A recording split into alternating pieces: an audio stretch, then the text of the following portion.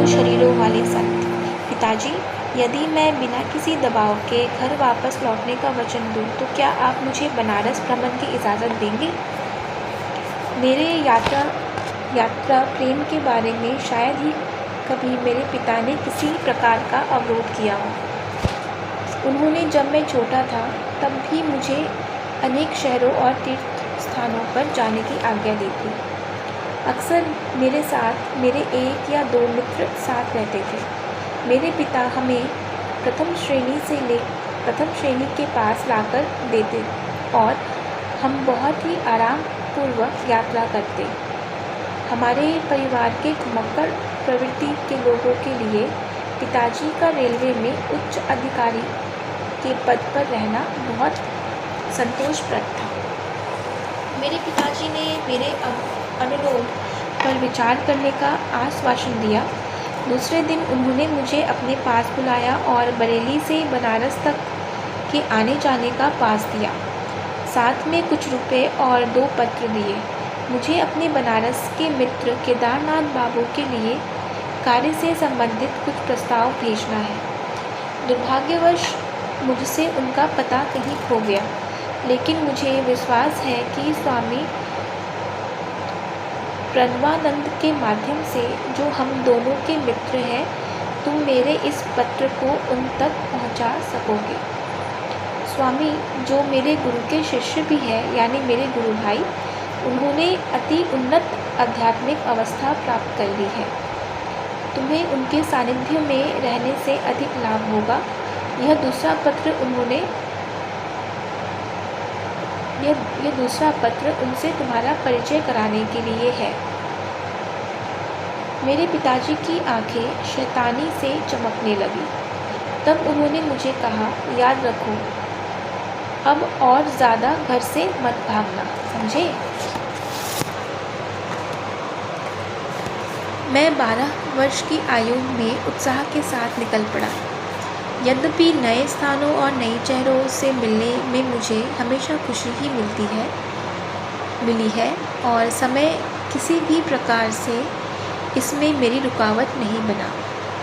बनारस पहुंचते ही मैं तुरंत स्वामी जी के निवास स्थान की ओर चल पड़ा।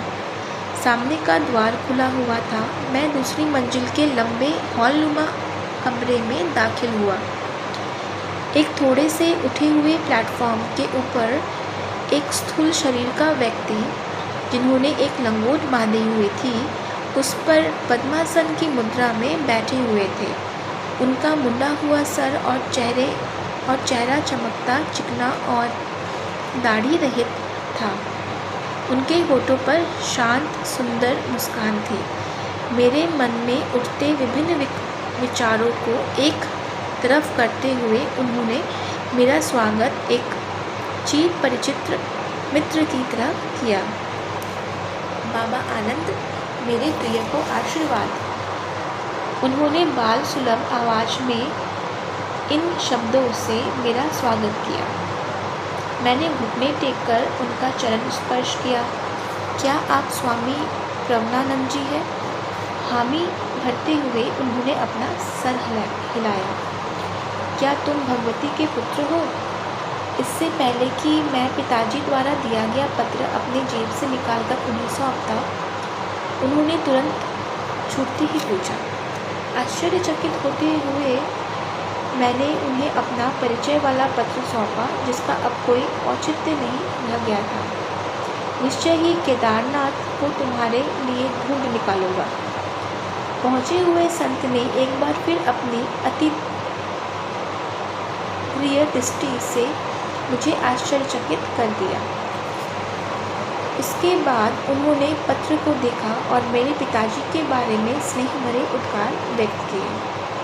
तुम्हें पता है, मैं 2 पेंशनों का आनंद ले रहा हूँ। एक पेंशन मुझे तुम्हारे पिताजी की सिफारिश की वजह से मिलती है, जिनके लिए मैं रेल रोड ऑफिस में कार्य किया करता था।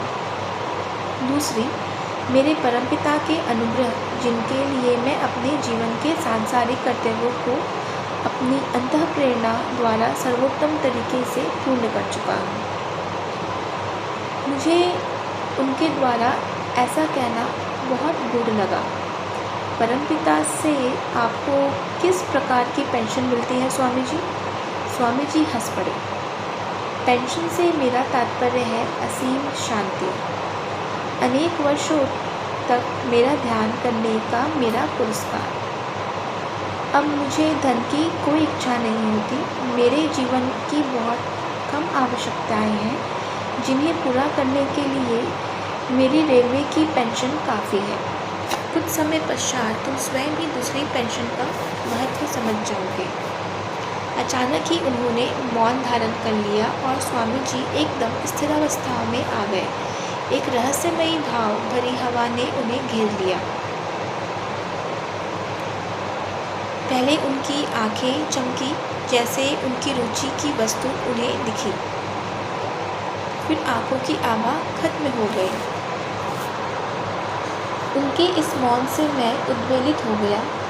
उन्होंने अभी तक मुझे यह नहीं बताया था कि मैं पिताजी के मित्र से कैसे मिल सकूंगा। बेचैन होकर मैं अपनी आंखें इधर से उधर दौड़ाने लगा।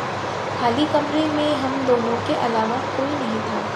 मेरी नज़रों ने उनकी लकड़ी की खड़ाऊ को देखा जो प्लेटफॉर्म के नीचे रखी हुई थी।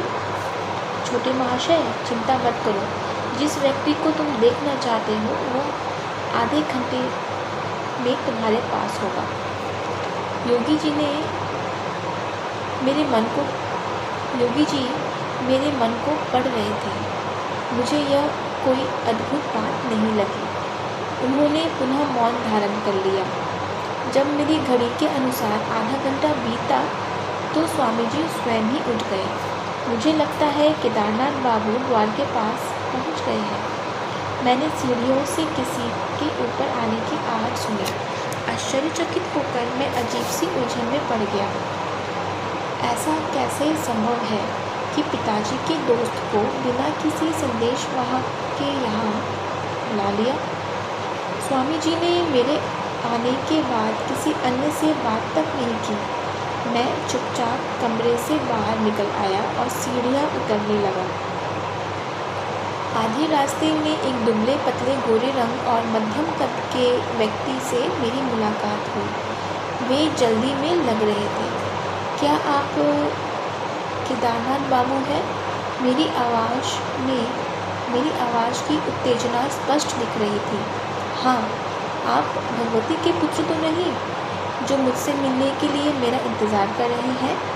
वे मित्रतापूर्ण ढंग से मुस्कुराए। सर, आप यहाँ कैसे आए?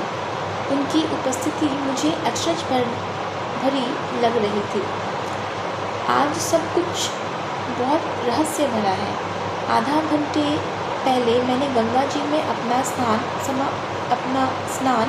समाप्त किया ही था, तब स्वामी प्रवनानंद जी मेरे पास आए। मुझे नहीं पता कि उन्हें कैसे पता चला कि मैं उस समय कहाँ था।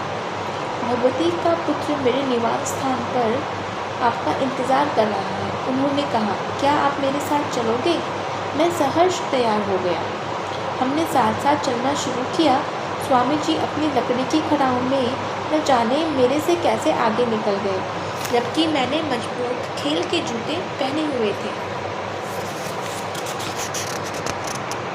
मेरे निवास तक पहुंचने पर आपको कितना समय लगेगा? अचानक प्रवनानंद ने मुझसे यह प्रश्न पूछा। करीब आधा घंटा। अभी मुझे कुछ करना है। उन्होंने मुझे रहस्यमय तरीक़ों से देखा। मुझे आपको यहीं छोड़ना पड़ेगा। आप मुझसे मेरे घर आकर मिले। वहाँ भगवती का पुत्र और मैं आपका इंतज़ार कर रहे होंगे। इससे पहले कि मैं कुछ कह पाता, वे तेज़ी से मेरे पास से होकर गुजर गए और भीड़ में लुप्त हो गए। मैं जितनी तेज़ चलकर यहाँ पहुँच सकता था चलकर आ गया हूँ। केदारनाथ जी के कथन से मैं अचंभित हो गया। मैंने उनसे पूछा कि वे स्वामी जी को कब से जानते हैं। पिछले साल हम कुछ बार मिले थे, लेकिन हाल ही में मैं उनसे नहीं मिला। उन्हें गंगा के स्नान घाट पर देखकर मुझे बड़ी प्रसन्नता हुई। मुझे अपने कानों पर विश्वास नहीं हो रहा है क्या मेरा दिमाग तो नहीं फिर रहा है? क्या आपने उनको अपने मन की दृष्टि में देखा या फिर उन्हें वास्तव में देखा था? क्या उनका स्पर्श किया था? उनकी पदचाप सुनी थी? मुझे पता नहीं तुम्हारे कहने का क्या तात्पर्य है। उनका चेहरा गुस्से से तमतमा गया। मैं तुमसे झूठ नहीं बोल रहा हूँ। क्या तुम्हें समझ नहीं आ रहा कि केवल स्वामी जी के द्वारा ही मुझे पता चला कि तुम मेरा यहाँ इंतज़ार कर रहे हो? कैसे? क्योंकि यह व्यक्ति पिछले 1 घंटे से जब से मैं यहाँ आया हूँ, स्वामी प्रज्ञानंद जी एक क्षण के लिए यहाँ से नहीं हिले हैं। मैंने उन्हें पूरी कहानी विस्तार से बताई। उनकी आंखें आश्चर्य से फैल गई। क्या हम भौतिक युग में जी रहे हैं या स्वप्न देख रहे हैं? मैं अपने जीवन में इस तरह के चमत्कार का सामना करूँगा सोचा भी नहीं था।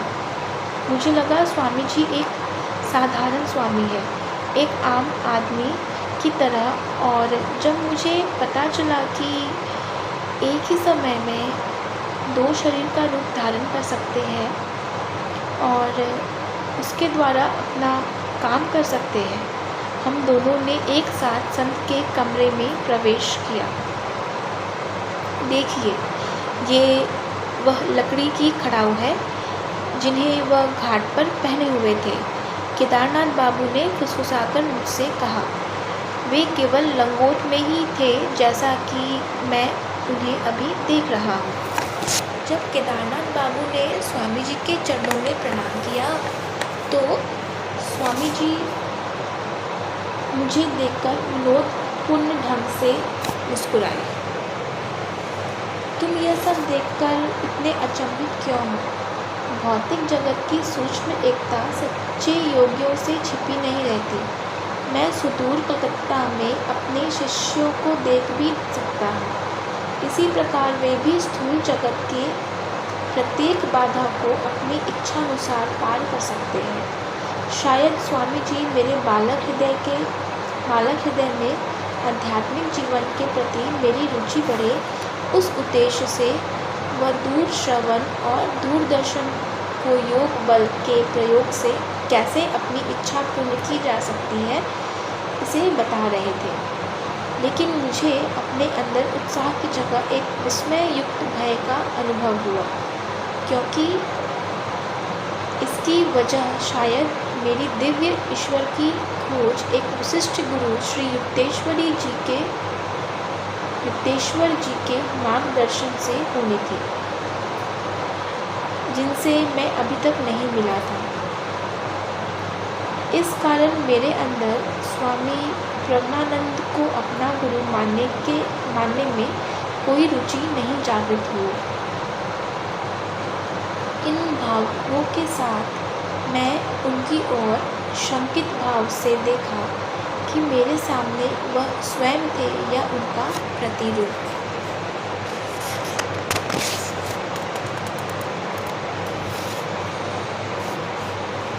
स्वामी जी ने मेरी शंकाओं को दूर करने और विश्वास पैदा करने के लिए मेरी ओर आत्मा को जगाने वाली दृष्टि से देखा और अपने गुरु के बारे में उत्साहवर्धक बातें बताते हुए मेरी अशांति दूर करने की चेष्टा की। जितने योगियों को मैं जानता हूँ, उन सब में लाड़ी महाशय सबसे महान योगी थे। वे साक्षात ईश्वर थे।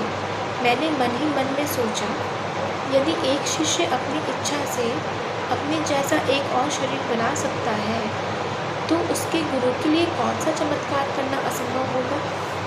मैं तुम्हें बताता हूँ, गुरु की सहायता का कोई मूल्य नहीं होता।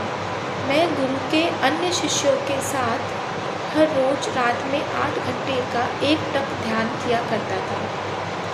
दिन में हम दोनों रेलवे कार्यालय में काम करते थे।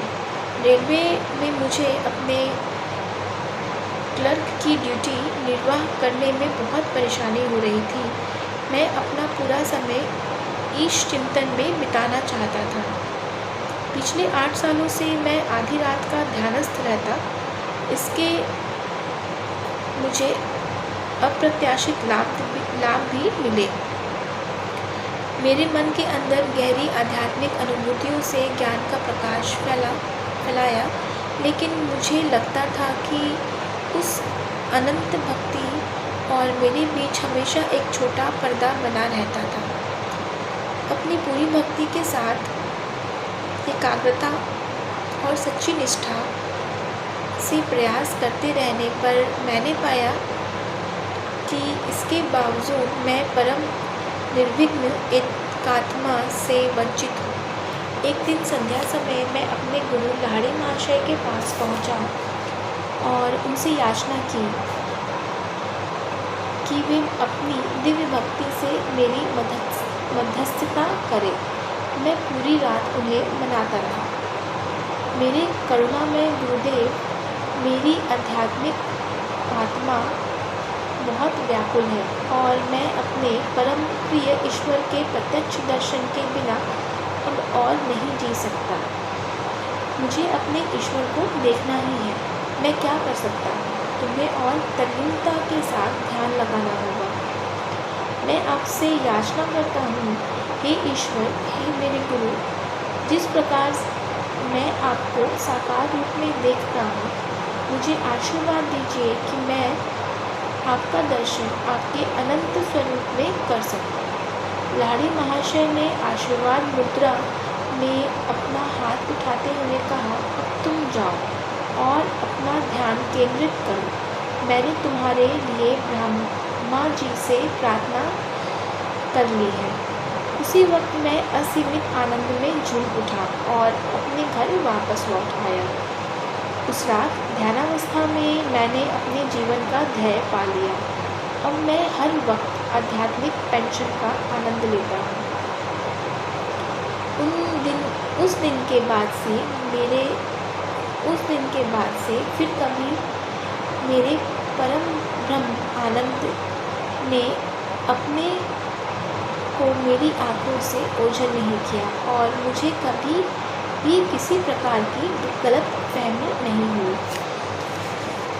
ब्रह्मानंद का चेहरा एक दिव्य रोशनी से आलोकित हो रहा था। दूसरे ब्रह्मांड की शांति ने मेरे हृदय में प्रवेश कर लिया था। सभी प्रकार के भय गायब हो गए। स्वामी जी ने आगे कहा, कुछ महीनों पश्चात मैं लाहिड़ी महाशय के पास पहुंचा और उनको अनंत उपहार देने के लिए धन्यवाद देने का प्रयास किया। फिर मैंने उनके सामने एक दूसरी बात छेड़ी। मेरे दिव्य गुरुदेव, मैं अब और ऑफिस में काम नहीं कर सकता। कृपा करके मुझे आज़ादी दे दो। परम ब्रह्म मुझे निरंतर बदहोश रखते हैं। तुम अपनी कंपनी में पेंशन के लिए आवेदन करो। इतने थोड़े समय की नौकरी में मैं पेंशन के लिए क्या कहकर आवेदन दूंगा? जैसा तुम्हारा मन में आए वही बता दो।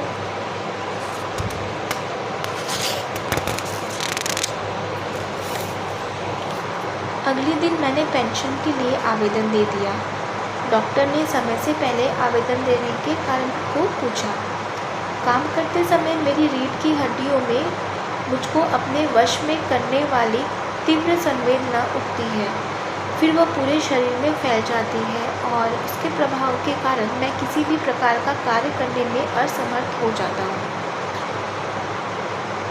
और फिर डॉक्टर ने बिना कोई प्रश्न किए मेरे आवेदन में मेरे पक्ष में अच्छी सी सिफारिश लिख दी और मुझे शीघ्र ही पेंशन आवंटित हो गई। मैं जानता हूँ डॉक्टर तथा तुम्हारे पिता सहित रेलवे के सभी अधिकारियों के माध्यम से महाशय लाहिड़ी की दैवीय इच्छा ही कार्य कर रही थी।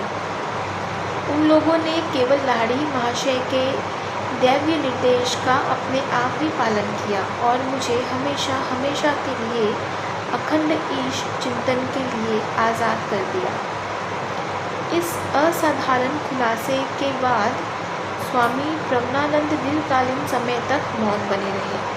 जब मैं भक्ति भाव से उनके चरण स्पर्श करते हुए उनसे विदा ले रहा था, तब उन्होंने मुझे आशीर्वाद दिया। तुम्हारा जीवन संन्यास और योग को समर्पित है। मैं तुमसे फिर मिलूँगा और तुम्हारे पिताजी से भी बाद में मिलूँगा। आने वाले दिनों में उनकी यह भविष्यवाणी सत्य साबित हुई। दुबलका छा रहा था। छाते हुए अंधकार में केदारनाथ बाबू मेरे साथ साथ चल रहे थे। मैंने उन्हें पिताजी का पत्र दिया, जो उन्होंने सड़क पर लगी रोशनी के प्रकाश में पढ़ा। तुम्हारे पिताजी ने अपनी रेलवे कंपनी के कलकत्ता कार्यालय में एक पद ग्रहण करने का प्रस्ताव दिया है। स्वामी प्रवनानंद जी को मिलने वाली दो पेंशनों में कितना अच्छा होता यदि उनमें से किसी एक पेंशन का भी अधिकारी होता, लेकिन ऐसा असंभव है। मैं बनारस नहीं छोड़ सकता। कितने दुख की बात है, 2 शरीर धारण करने के लिए मैं अभी योग्य श्रेणी में नहीं आता।